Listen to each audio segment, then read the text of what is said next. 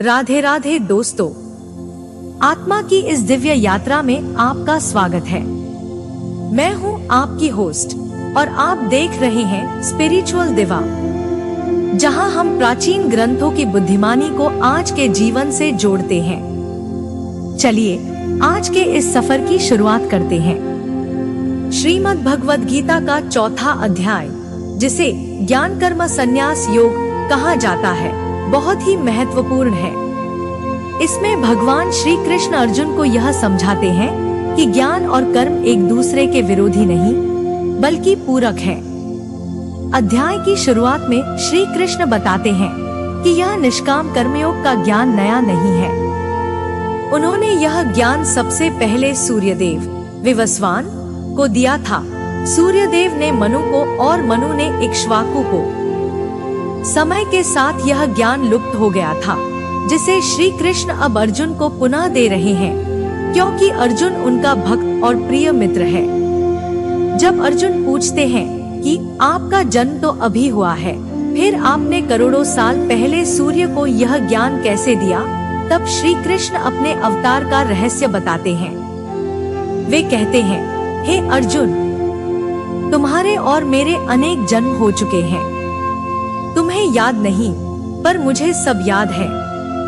वे प्रसिद्ध श्लोक कहते हैं, यदा यदा हि धर्मस्य ग्लानिर्भवति भारत अभ्युत्थानमधर्मस्य तदात्मानं सृजाम्यहम्। अर्थात जब जब धर्म की हानि होती है और अधर्म बढ़ता है, तब तब मैं अवतार लेता हूँ। अवतार के 3 उद्देश्य: सज्जनों की रक्षा, दुष्टों का विनाश और धर्म की स्थापना।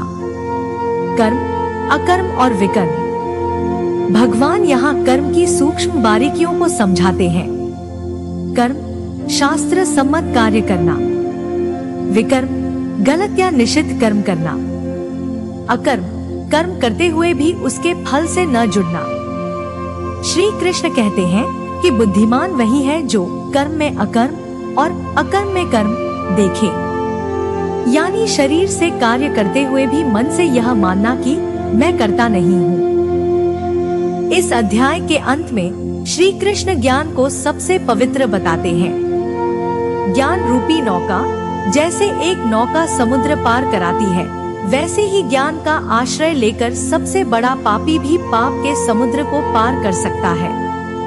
ज्ञान की अग्नि जैसे आग लकड़ी को जलाकर भस्म कर देती है, वैसे ही ज्ञान की अग्नि मनुष्य के सभी संचित कर्मों और बंधनों को जला देती है। भगवान कहते हैं, नहीं ज्ञानेन सदृशम पवित्रमेव विद्यते। इस संसार में ज्ञान के समान पवित्र करने वाला कुछ भी नहीं है। अंतिम उपदेश में श्री कृष्ण अर्जुन को सावधान करते हैं कि जिसके मन में संशय होता है, उसका पतन निश्चित है। संशयात्मा विनश्यति। संशय करने वाले मनुष्य के लिए न यह लोक है न परलोक। इसलिए वे अर्जुन को आज्ञा देते हैं कि अपने हृदय में स्थित अज्ञान जनित संशय को ज्ञान रूपी तलवार से काट दो और युद्ध के लिए खड़े हो जाओ। यह अध्याय हमें सिखाता है कि हम जो भी काम करें, उसे ईश्वर को समर्पित करके करें। जब कर्म के साथ ज्ञान जुड़ जाता है, तो वह कर्म हमें बांधता नहीं, बल्कि मुक्ति की ओर ले जाता है।